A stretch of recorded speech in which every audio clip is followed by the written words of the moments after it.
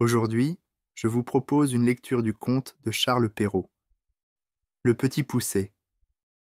Avant de commencer, merci de vous abonner, de liker et de partager pour aider la chaîne à grandir. Il était une fois un bûcheron et une bûcheronne qui avaient 7 enfants, tous garçons. L'aîné n'avait que 12 ans et le plus jeune n'en avait que 7. Ils étaient fort pauvres et leurs 7 enfants les incommodaient beaucoup, parce qu'aucun d'eux ne pouvait encore gagner sa vie. Ce qui les chagrinait encore, c'est que le plus jeune était fort délicat et ne disait mot, prenant pour bêtise ce qui était une marque de la bonté de son esprit. Il était fort petit et, quand il vint au monde, il n'était guère plus gros que le pouce, ce qui fit qu'on l'appela le Petit Poucet. Ce pauvre enfant était le souffre-douleur de la maison, et on lui donnait toujours le tort. Cependant, il était le plus fin et le plus avisé de tous ses frères, et, s'il parlait peu, il écoutait beaucoup. Il vint une année très fâcheuse, et la famine fut si grande que ces pauvres gens résolurent de se défaire de leurs enfants. Un soir que ses enfants étaient couchés, et que le bûcheron était auprès du feu avec sa femme, il lui dit, le cœur serré de douleur, « Tu vois bien que nous ne pouvons plus nourrir nos enfants. Je ne saurais les voir mourir de faim devant mes yeux, et je suis résolu de les mener se perdre demain au bois, ce qui sera bien aisé, car, tandis qu'ils s'amuseront à fagoter, nous n'avons qu'à nous enfuir sans qu'ils nous voient. » « Ah !» s'écria la bûcheronne, « pourrais-tu toi-même mener perdre tes enfants ?» Son mari avait beau lui présenter leur grande pauvreté, elle ne pouvait y consentir. Elle était pauvre, mais elle était leur mère. Cependant, ayant considéré quelle douleur ce lui serait de les voir mourir de faim, elle y consentit et alla se coucher en pleurant.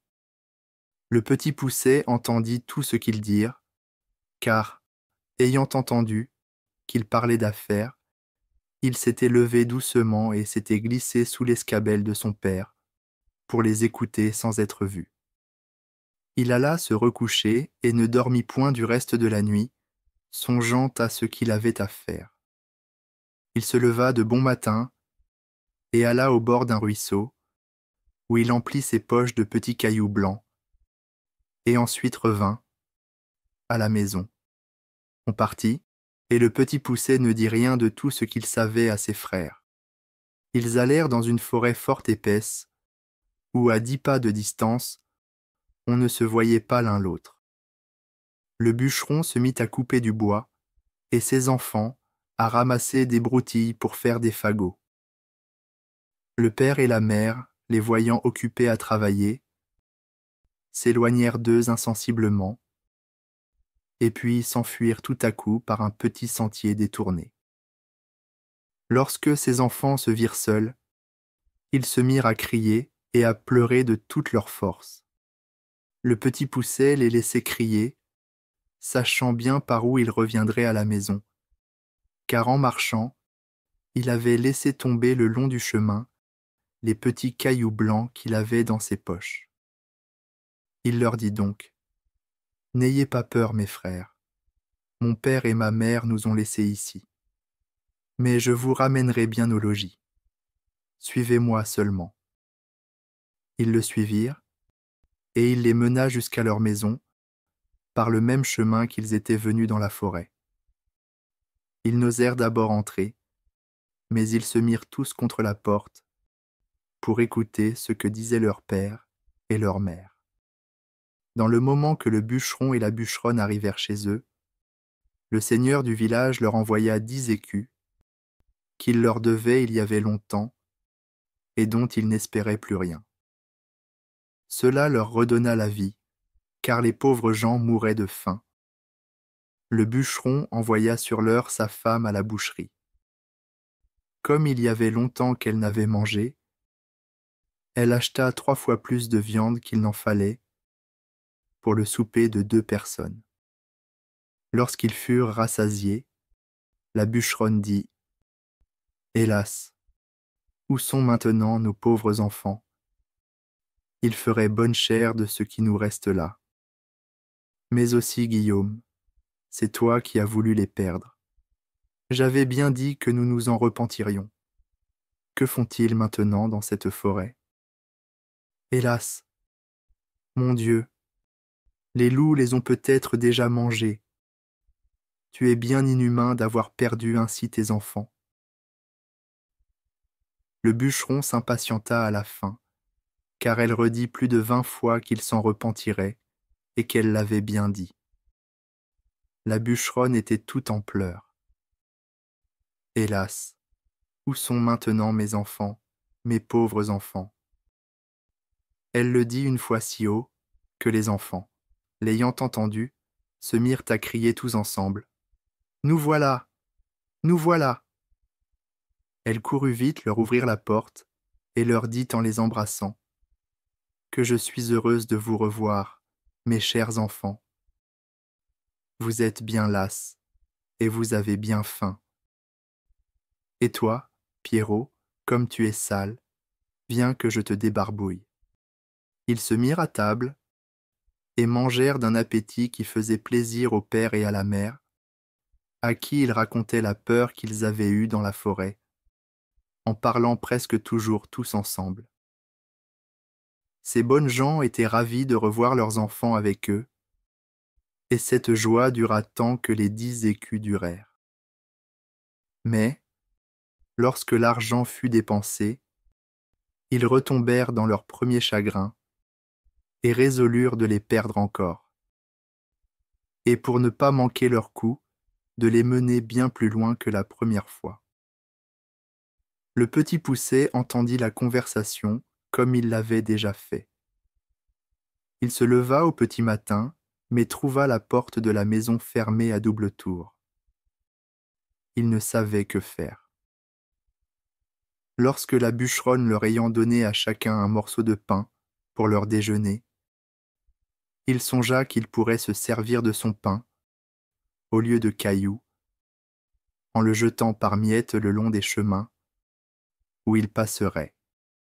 Il le serra donc dans sa poche. Le père et la mère les menèrent dans l'endroit de la forêt le plus épais et le plus obscur, et dès qu'ils y furent, ils partirent en les laissant là. Le petit Poucet ne s'en chagrina pas beaucoup, parce qu'il croyait retrouver aisément son chemin, grâce aux miettes qu'il avait semées partout. Mais il fut bien surpris lorsqu'il ne put en retrouver une seule miette. Les oiseaux étaient venus et avaient tout mangé. Les voilà donc bien affligés, car plus ils marchaient, plus ils s'égaraient, et plus ils s'enfonçaient dans la forêt. La nuit vint, et il s'éleva un grand vent qui leur faisait une peur épouvantable. Ils croyaient entendre de tous côtés les hurlements de loups qui venaient à eux pour les manger. Ils n'osaient presque pas se parler, ni tourner la tête. Il se mit à pleuvoir.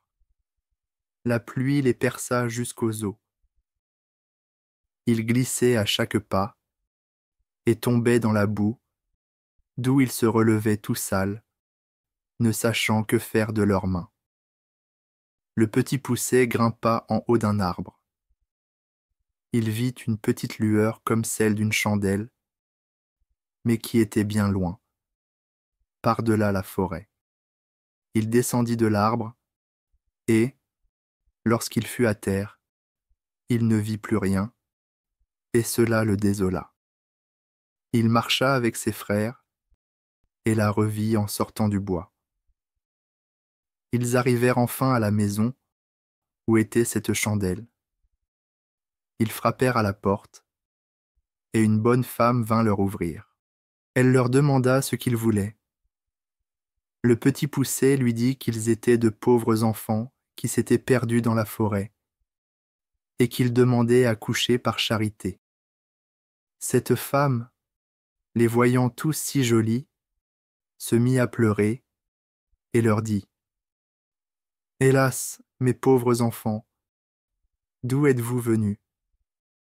Savez-vous bien que c'est ici la maison d'un ogre qui mange les petits enfants ? » « Hélas, madame, lui répondit le petit Pousset, qui tremblait de toute sa force.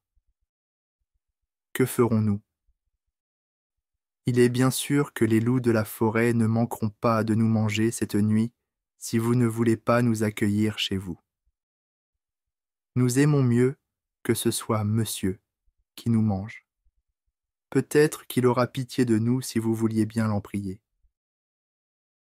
La femme de l'ogre, qui crut qu'elle pourrait les cacher à son mari jusqu'au lendemain matin, les laissa entrer et les mena se chauffer auprès d'un bon feu. Il y avait un mouton tout entier à la broche pour le souper de l'ogre. Comme ils commençaient à se chauffer, ils entendirent frapper de grands coups à la porte. C'était l'ogre qui revenait. Aussitôt sa femme les fit cacher sous le lit et alla ouvrir la porte. L'ogre demanda d'abord si le souper était prêt et aussitôt se mit à table. Le mouton était encore tout sanglant, mais il ne lui en sembla que meilleur. Il flairait à droite et à gauche, disant qu'il sentait la chair fraîche. « Je sens la chair fraîche, te dis-je encore une fois, » reprit l'ogre, en regardant sa femme de travers. « Et il y a ici quelque chose que je n'entends pas. » En disant ces mots, il se leva de table et alla droit au lit. « Voilà donc comme tu veux me tromper, maudite femme. Je ne sais à quoi il tient que je ne te mange aussi. Voilà du gibier qui me vient bien à propos pour bien traiter 3 ogres de mes amis, qui doivent me venir voir ces jours-ci. » Il les tira de dessous le lit, l'un après l'autre. Ces pauvres enfants se mirent à genoux, en lui demandant pardon. Mais ils avaient affaire au plus cruel de tous les ogres, qui, bien loin d'avoir de la pitié, les dévorait déjà des yeux. Il disait à sa femme que ce serait là de friands morceaux, lorsqu'elle leur aurait fait une bonne sauce. Il alla prendre un grand couteau, il l'aiguisait sur une longue pierre qu'il tenait à sa main gauche. Lorsque sa femme lui dit : « Que voulez-vous faire à l'heure qu'il est ? N'aurez-vous pas assez de temps demain ? » « Tais-toi, » reprit l'ogre, « ils en seront plus mortifiés. »« Mais vous avez encore là tant de viande, » reprit sa femme. « Voilà un veau, 2 moutons et la moitié d'un cochon. »« Tu as raison, » dit l'ogre. « Donne-leur bien à souper, afin qu'ils ne maigrissent pas, et va les mener coucher. » La bonne femme fut ravie de joie et leur porta bien à souper. Mais ils ne purent manger, tant ils étaient saisis de peur. L'ogre, il se remit à boire, ravi d'avoir de quoi si bien régaler ses amis. Il but plus qu'à l'ordinaire, ce qui lui tourna un peu dans la tête et l'obligea à aller se coucher. L'ogre avait 7 filles, qui n'étaient encore que des enfants. Ces petites ogresses avaient toutes le teint fort beau, parce qu'elles mangeaient de la chair fraîche, comme leur père. Elles n'étaient pas encore fort méchantes, mais elles promettaient beaucoup, car elles mordaient déjà les petits enfants. On les avait fait coucher de bonne heure, et elles étaient toutes dans un grand lit. Il y avait dans la même chambre un autre lit de la même grandeur. La femme de l'ogre y mit coucher les 7 petits garçons. Après quoi, elle alla se coucher auprès de son mari. Le petit Pousset avait remarqué que les filles de l'ogre avaient des couronnes d'or sur la tête. Il craignait que l'ogre ne soit pris de quelque remords de ne les avoir pas égorgées dès le soir même. Il se leva vers le milieu de la nuit, et prenant les bonnets de ses frères et le sien, il alla tout doucement les mettre sur la tête des 7 filles de l'ogre, après leur avoir ôté leur couronne d'or, qu'il mit sur la tête de ses frères, et sur la sienne, afin que l'ogre les prît pour ses filles. La chose réussit comme il l'avait pensé, car l'ogre s'étant éveillé sur le minuit, eut regret d'avoir différé au lendemain ce qu'il pouvait exécuter la veille. Il se jeta donc brusquement hors du lit, et prenant son grand couteau, « Allons voir, dit-il, comment se portent nos petits drôles. » Il monta donc à tâtons à la chambre de ses filles, et s'approcha du lit où étaient les petits garçons qui dormaient tous, excepté le petit poucet. Il eut bien peur lorsqu'il sentit la main de l'ogre qui lui tâtait la tête, comme il avait tâté celle de tous ses frères. L'ogre qui sentit les couronnes d'or. « Vraiment, dit-il, j'allais faire là un bel ouvrage. Je vois bien que j'ai trop bu hier au soir. » Il alla ensuite au lit de ses filles, où, ayant senti les petits bonnets des garçons, « Ah, les voilà, dit-il, nos gaillards, travaillons hardiment. » En disant ces mots, il coupa, sans balancer, la gorge à ses 7 filles. Fort content de cette expédition, il alla se recoucher auprès de sa femme. Aussitôt que le petit poucet entendit l'ogre ronfler, il réveilla ses frères et leur dit de s'habiller rapidement et de le suivre. Ils descendirent doucement dans le jardin et sautèrent par-dessus les murailles. Ils coururent presque toute la nuit, toujours en tremblant et sans savoir où ils allaient. L'ogre s'étant éveillé, dit à sa femme, « Va-t'en là-haut habiller ces petits drôles d'hier au soir. » L'ogresse fut fort étonnée de la bonté de son mari, ne se doutant de rien. Elle monta en haut, où elle fut bien surprise, lorsqu'elle aperçut ses 7 filles égorgées et nageant dans leur sang. Elle commença par s'évanouir. L'ogre, craignant que sa femme ne fût trop longtemps à faire la besogne dont il l'avait chargée, monta en haut pour lui aider. Il ne fut pas moins étonné que sa femme lorsqu'il vit cet affreux spectacle. « Qu'ai-je fait là ?» s'écria-t-il. « Ils me le paieront. »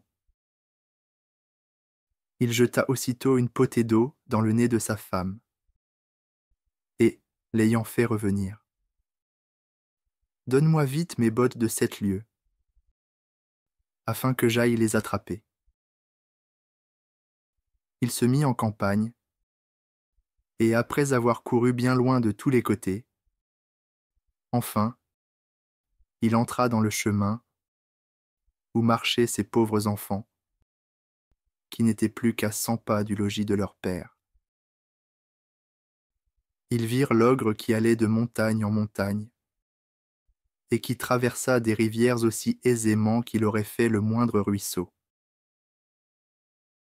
Le petit poucet, qui vit un rocher creux proche du lieu où ils étaient, y fit cacher ses frères et s'y fourra aussi. L'ogre, qui se trouvait fort las du long chemin qu'il avait fait inutilement, car les bottes de 7 lieues fatiguent fort leur homme, voulut se reposer. Par hasard, il alla s'asseoir sur la roche où les petits du garçon s'étaient cachés. Comme il n'en pouvait plus de fatigue, il s'endormit après s'être reposé quelque temps et vint à ronfler si effroyablement.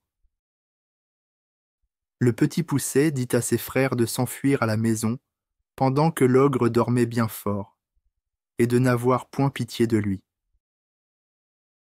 Le petit poucet, s'étant approché de l'ogre, lui tira doucement ses bottes et les mit aussitôt.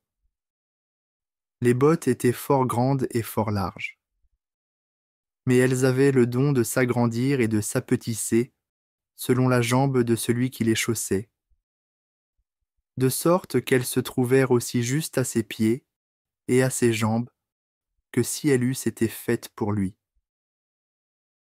Il alla droit à la maison de l'ogre, où il trouva sa femme qui pleurait auprès de ses filles égorgées. « Votre mari, lui dit le petit Poucet, est en grand danger. Il a été pris par une troupe de voleurs qui ont juré de le tuer s'il ne leur donne tout son or et tout son argent. Dans le moment qu'il lui tenait le poignard sur la gorge, il m'a aperçu et m'a prié de vous avertir de l'état où il est, et de vous dire de tout me donner, sans en rien retenir, parce qu'autrement ils le tueront sans miséricorde. Comme la chose presse beaucoup, il a voulu que je prisse ses bottes de 7 lieues, que voilà, pour faire diligence. » La bonne femme, fort effrayée, lui donna aussitôt tout ce qu'elle avait. Le petit Poucet, étant donc chargé de toutes les richesses de l'ogre, s'en revint au logis de son père, où il fut reçu avec bien de la joie. Grâce à sa malice, il mit toute la famille à son aise.